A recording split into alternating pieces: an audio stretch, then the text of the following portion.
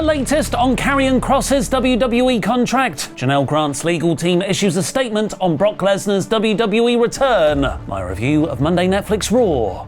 And more. I'm Ollie Davis, and this is my soda pop, the WrestleTalk News. Support WrestleTalk! All through the pandemic, Triple H was trying to make Karrion Kross a thing. Just 4 months after his NXT debut in 2020, he beat Keith Lee for the top title, which he had to immediately vacate because of a separated shoulder. 4 months after he returned from that, he beat Finn Balor to win the top NXT title again. But even though he also beat Adam Cole, Johnny Gargano, Kyle O'Reilly and Pete Dunne in the same match, fans still didn't buy him. His championship reigns are one of the nails in the coffin that was the original Black and Gold NXT. But now, in the year of our pool 2025, Kross has finally done what Levesque wanted all along. He got organically over with the fans. His excellent social media and promo work has led to live crowds chanting, "We want Kross," which has got him 2 PLE matches against Sami Zayn, most recently on night 1 of SummerSlam. So Triple H is rewarding him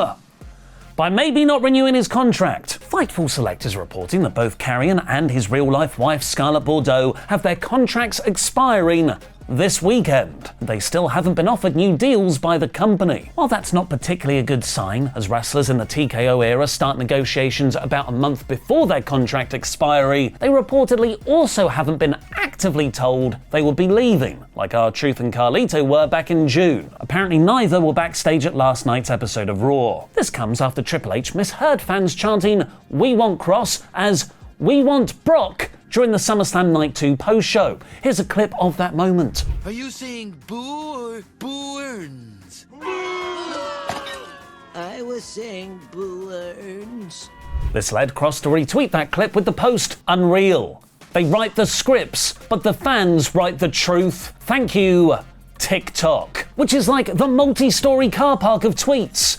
It's got multiple layers. Somehow, in just 15 words, Kross has managed to target WWE, only pushing who they want, not who organically gets over, the criticism that the Unreal docuseries is mostly a work, maybe the mistake of firing R-Truth, and the TikTok catchphrase potentially counting down to the end of his contract. That is some A5 Wagyu cryptic shooting. So thankfully we have Braun Strowman and his well-done steak shoot straight into WWE's face. You know they don't care about the fans, they care about nepotism ass kissers and their buddies. Braun might be a ghost of Karrion Kross's future, as Strowman was surprisingly released by WWE at the start of May. He became a free agent last Thursday with his 90-day non-compete expiring. Or it's all a work, much love brother HH Kiss. Kross's breakout moment this year was his work shoot promo on Triple H back at Mania, and Triple H is currently claiming to be the work master, where he fooled us all with Seth Rollins' injury, and we were all definitely surprised, didn't see that coming a month ago when it was first leaked. Do you think Kross and Scarlett are leaving WWE, or is it all a worky McWork face?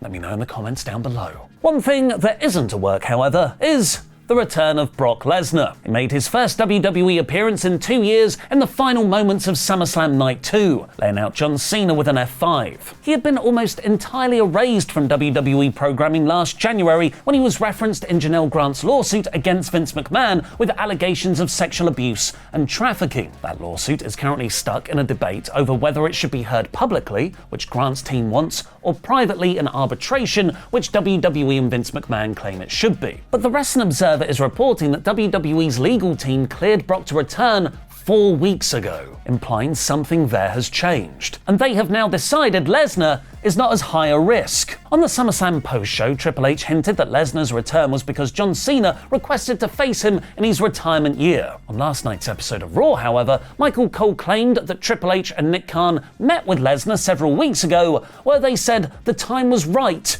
for him to come back home. As it's important to hear both sides, here is the statement Grant's legal team issued on Lesnar's return. For far too long, abuse was allowed to thrive under WWE's leadership. Instead of righting this wrong, WWE has done nothing to ensure those responsible are held accountable. This attempt to sweep misconduct under the rug will backfire. We look forward to the full set of facts, including those about Mr. Lesnar, coming out in a court of law where they belong. But in the meantime, we refer you back to Janelle Grant's updated complaint with episode outlines in detail the abuse she endured by McMahon and others while employed at WWE. While Lesnar's return has been heavily criticised online, there wasn't a noticeable fan backlash in the building for Monday's episode of Raw. Here's my review of that whole show in about 5 minutes. Despite now being the new World Heavyweight Champion and having a month break, Seth Rollins opened the show still wearing his goofy outfits, doing the same over-the-top delivery with the same terrible song. But 3.5 months in, we might finally have a name for his faction. As he said, this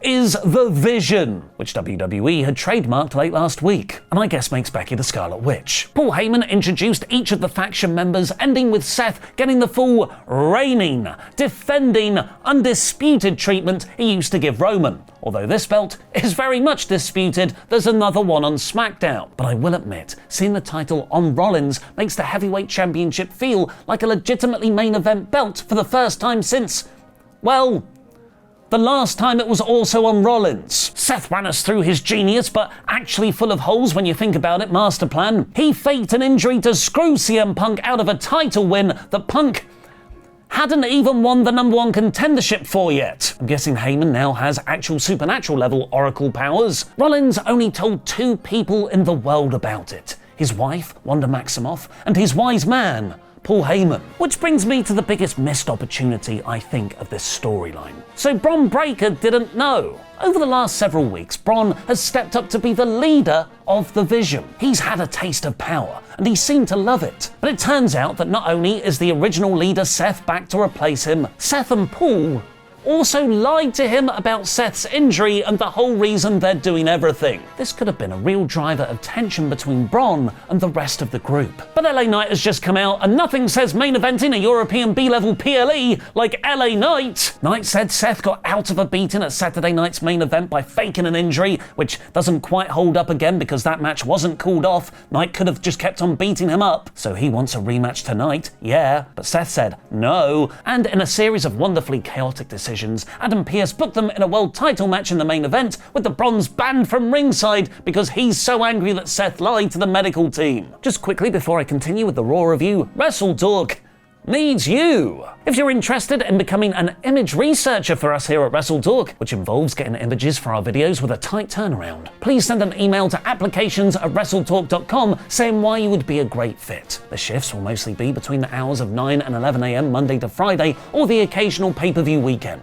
That's all UK time, so you've got to be available for those. That's applications@wrestletalk.com. There's more details in the video description below. WWE will make people interested in Rusev versus Sheamus, goddammit!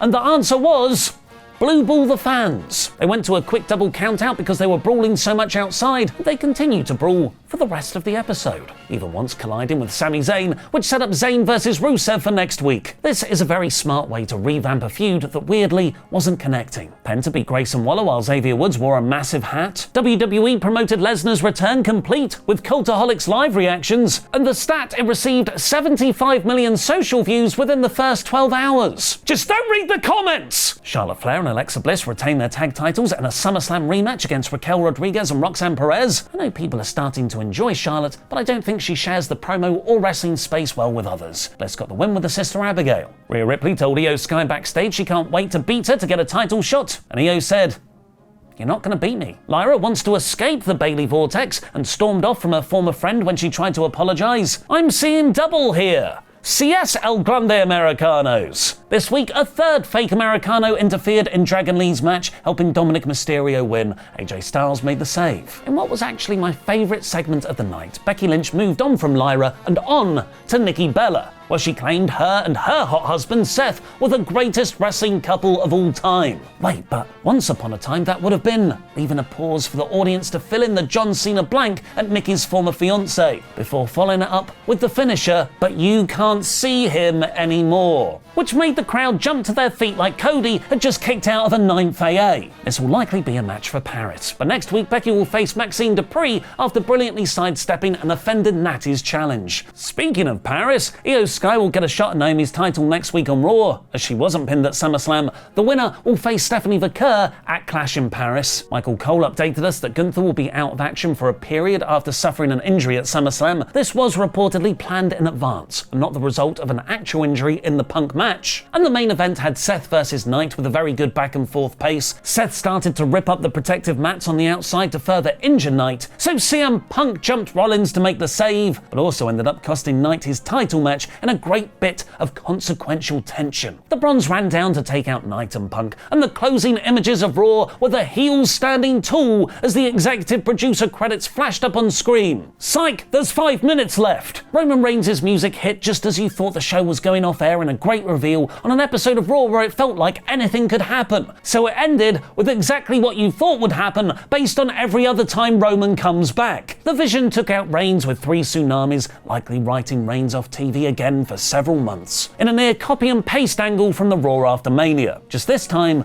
with more Bronson steals Roman's shoes. Within the month, I want an MTV-style cribs segment of Reed's collection of Reigns' sneakers. This week's Raw is 84%. Now click the video on screen now to watch Luke and Laurie go through the biggest movie releases of the summer, including the Cody Rhodes starring Naked Gun.